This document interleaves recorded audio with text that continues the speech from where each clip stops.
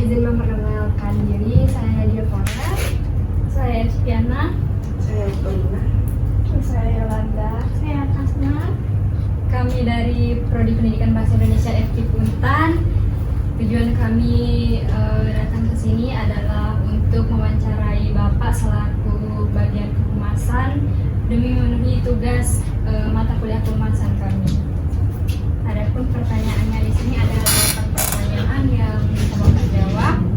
Nanti disertakan alasannya. Kalau misalkan jawabannya itu pendek atau ini, kami akan mendalam lagi. Oke Pak, jadi langsung aja ke pertanyaan yang pertama Pak. Jadi dalam menjalankan fungsi kehumasan ini tepatnya di instansi Bawaslu, jadi apa saja sih Pak strategi komunikasi yang digunakan? Kalau di Bawaslu itu kita kan strategi komunikasi yang kita lakukan itu adalah sosialisasi secara langsung, kemudian kita juga masifkan di media sosial. Maksudnya itu punya media sosial tersendiri, dari Instagram, kemudian Facebook, TikTok, sama YouTube. Kemudian kita bekerja sama juga dengan terjadinya begini media-media terdekat barat, beberapa media yang sudah kita kerjasama. Kemudian ada asosiasi media cyber juga, ada juga ICTI namanya, Ikatan Jurnalis Televisi Indonesia. Dan kita juga sudah melakukan MOU yang menyangkut dengan hubungan antar lembaga dengan media-media sekarang barat.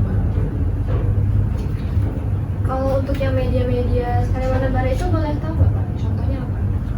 Tribun Pontianak ada, media News ada, RRI ada, kemudian di AMSI itu ada sekitar 30 media online. Itu nanti kalau untuk lebih lanjutnya, untuk yang media-media terdaftar di AMSI bisa dicari di Google. Tidak ada beberapa daftar di sini. Pak, lanjut ke pertanyaan yang kedua. Jadi gimana sih proses perencanaan dari strategi komunikasi ini itu dilakukan? Ya, kita kalau dari tahapan itu, tahapan perencanaannya,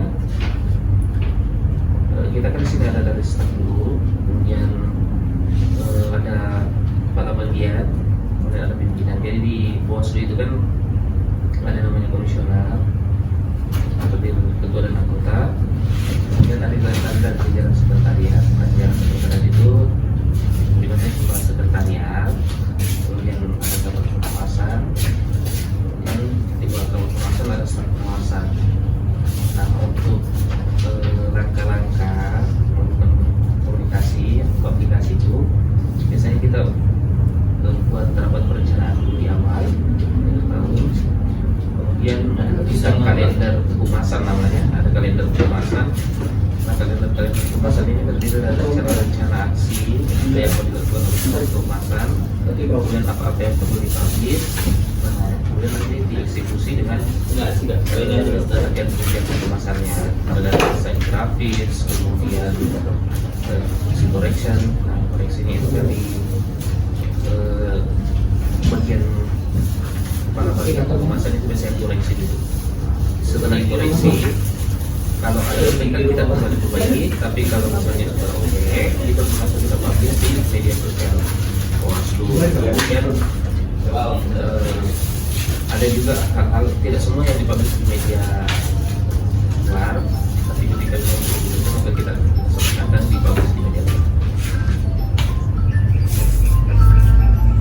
Jadi dari yang masih berkaitan dengan komunikasi tadi Pak, jadi sudah sejauh mana sih efektivitas strategi komunikasi ini tuh dijalankan selama ini? Kalau kita di Bawaslu selalu berusaha untuk efektif ya melakukan komunikasi. Karena sejauh ini memang kalau kita sudah sangat berusaha dan itu sangat efektif, karena ya tadi kita udah sosialisasi lewat media sendiri, media resminya Bawaslu, kemudian kita juga yang bekerjasama dengan media sekalbar, kemudian kita kadang-kadang juga melibatkan masyarakat sebagai pengawas partisipatif. Nah ini strategi komunikasi yang dilakukan secara langsung. Misalnya kita kegiatan di hotel, yang kadang mengundang mereka rapat juga. Kan ada juga namanya konferensi media.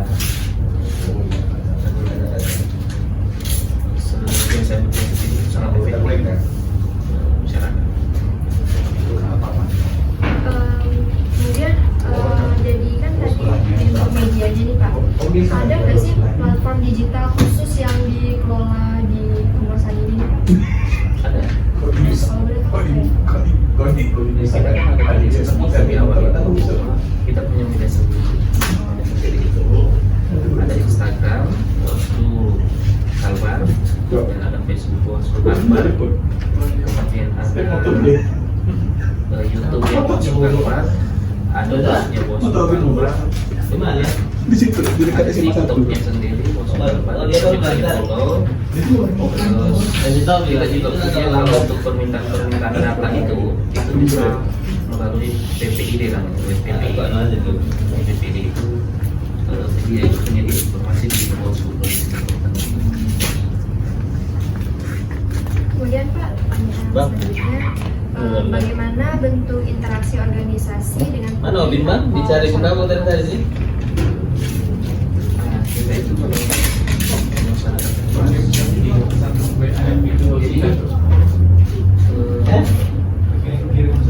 kita kan yang pertama tadi bisa sosialisasi dengan kemudian mengundang masyarakat sebagai pengawas partisipatif, mengundang mahasiswa juga kemudian mengumpulkan media di konferensi media, kemudian kita sosialisasi lewat sosial media tadi yang media sendirinya Bawaslu, kemudian materi-materi yang ditemukan juga itu ya yang kerjasama dengan media.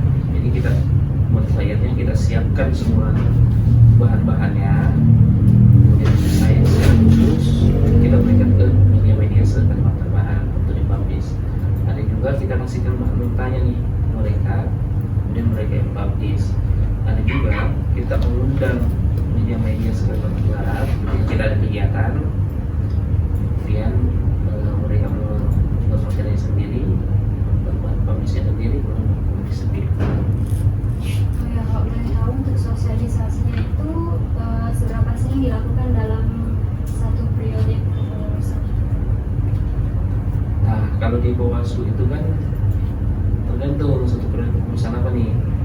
Di Bawaslu kan satu periode kepengurusan komisioner itu 5 tahun, itu sering banget. Nah kalau per tahunnya ini kan sosialisasi ada yang berbasis anggaran, ada yang sosialisasi enggak berbasis anggaran.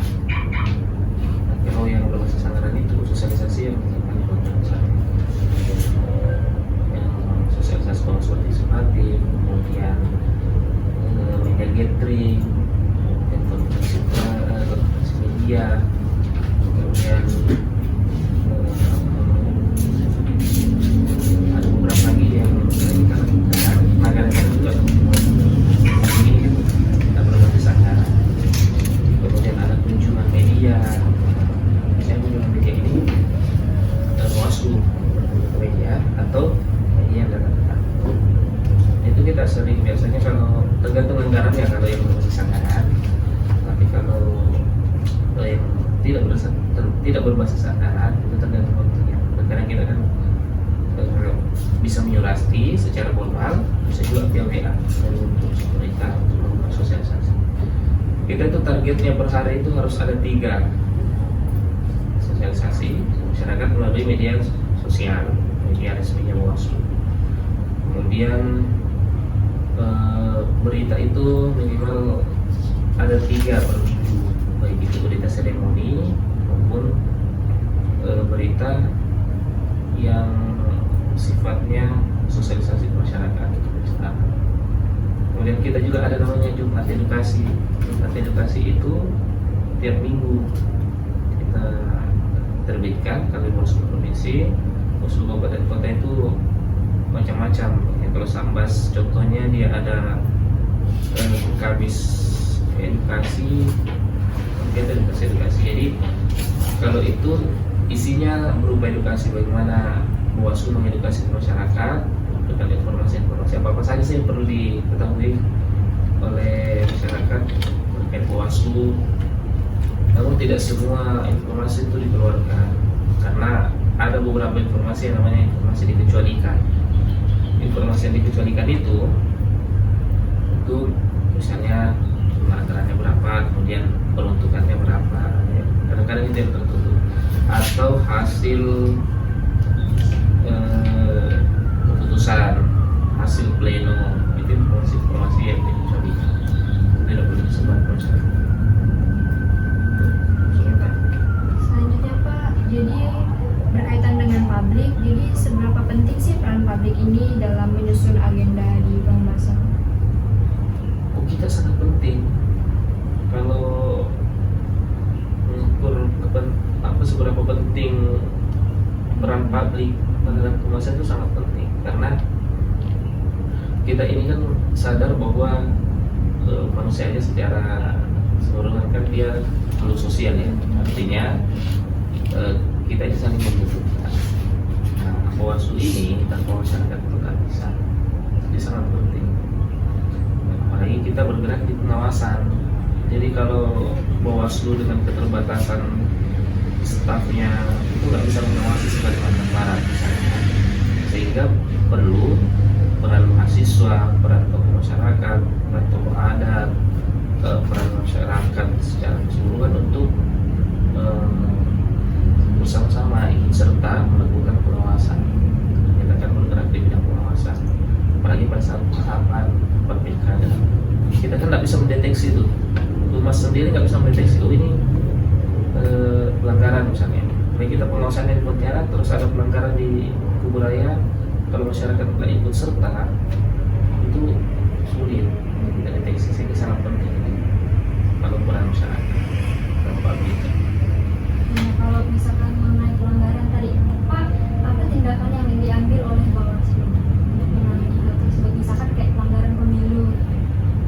Itu tergantung ininya apa namanya, tergantung tingkat pelanggarannya. Cuman kalau kita di Humas, kita nggak bisa menjelaskan soal tindakan apa saja diambil oleh Bawaslu ketika ada pelanggaran karena ada bagian khusus. Jadi di Bawaslu itu ada bagian umum namanya, kemudian ada bagian humas, pengawasan dan humas, kemudian ada bagian datim namanya PID, kemudian ada penyelesaian sengketa dan hukum, kemudian ada juga penanganan pelanggaran. Jadi mereka itu punya bagian masing-masing. Tapi biasanya kalau soal pelanggaran itu ada yang diselesaikan langsung di Bawaslu, ada juga yang kadang-kadang diteruskan ke Merwaki MK. Nah, kita juga ada namanya Gakumdu, Gerakan Hukum Terpadu. Gerakan Hukum Terpadu ini gabungan antara Bawaslu, Kejaksaan, dan Kepolisian. Nah, itulah mereka yang berperan di situ.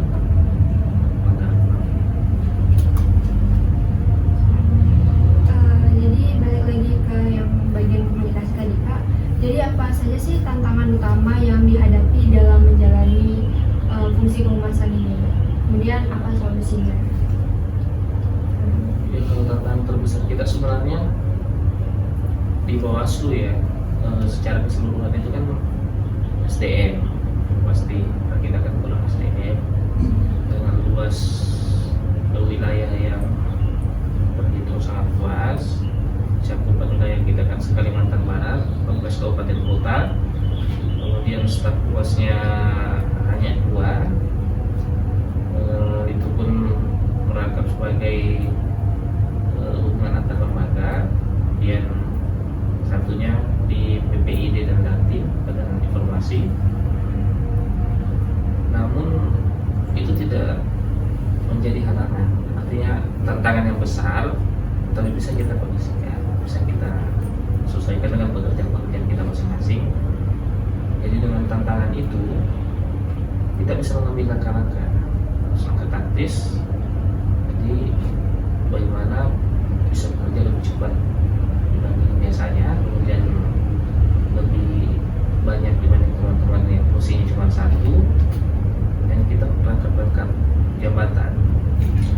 Tetapi bukan hanya itu, jadi dengan tantangan-tantangan itu kita melibatkan semua staf, semua bidang yang ada di Bawaslu itu, kita minta bahannya untuk dipublish di pengemasan. Jadi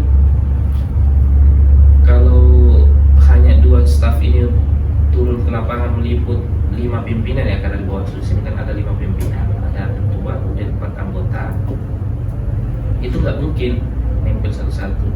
Sehingga kadang-kadang kita punya strategi tersendiri, kita dokumentasi, baik itu hubungan dengan media yang luar tadi, kita minta fotonya, atau dengan humas-humas instansi lain itu bisa. Misalnya pimpinan ada kegiatannya di Pemprov, kita bisa komunikasi dengan humasnya Pemprov. Kemudian pimpinan ada kegiatan di KPU, kita bisa komunikasi dan kerjasama dengan humasnya KPU. Begitupun dengan KPU, kalau pimpinannya ada kegiatan di Bawaslu, misalnya mereka hubungi kita, humasnya. Jadi itu strategi-strategi yang kita lakukan dengan tantangan keterbatasan staf tadi. Kemudian kita kadang-kadang juga kalau misalnya di lapangan, bukan di instansi, kita kadang-kadang minta sama staf bapak yang nempel.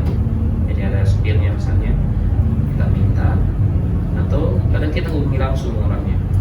Jadi pimpinan di Pak Ketua, kita hubungi langsung apa yang disampaikan, kemudian itu kita catat, kita kompilasi, kita buat narasinya segala macam, beritanya baru kita publish. Itu kalau bisa lagi. Baik, terima kasih banyak Pak sudah bersedia